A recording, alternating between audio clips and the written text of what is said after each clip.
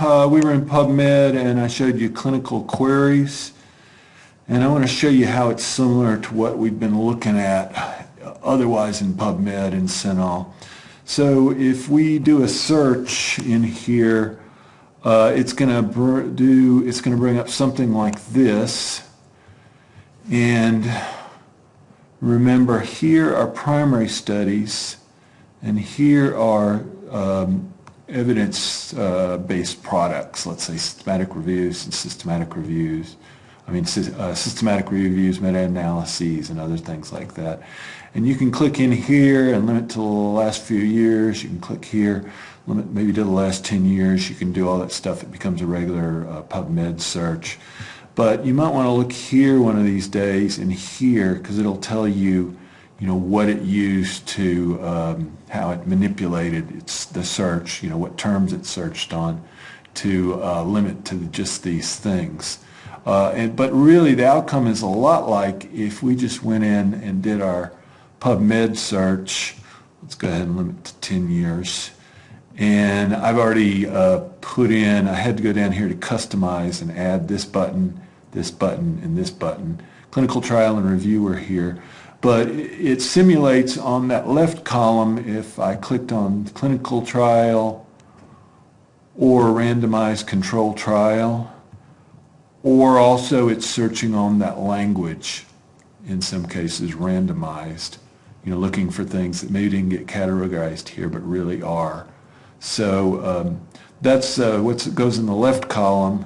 And then the right column, meta-analysis, systematic review or systematic reviews, or some of the other kind of products. And there's a list of words that it's looking for in that search that it's giving you there. So it's a lot like this.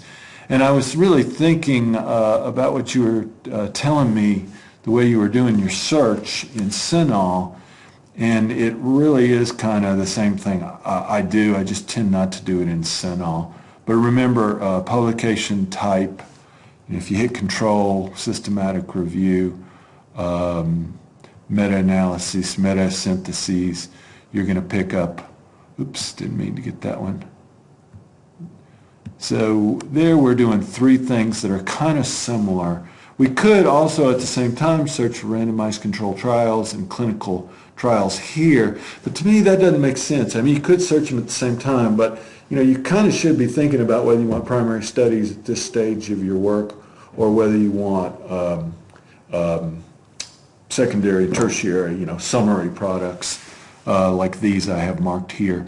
And one thing I was trying to tell you yesterday is, if I put down, if I undid this and just did, say, clinical trials, this would make sense if I did clinical trial. And then let me put down, oops, didn't mean to do that. Fighting with it.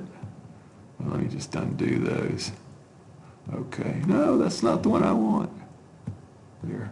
Well, let's just go with that. And if I also click on meta-synthesis there, those are contradictory the way this goes. If I click on evidence-based practice, that's referring to things like systematic reviews. That conflicts, and I should get 0 results unless something's miscategorized.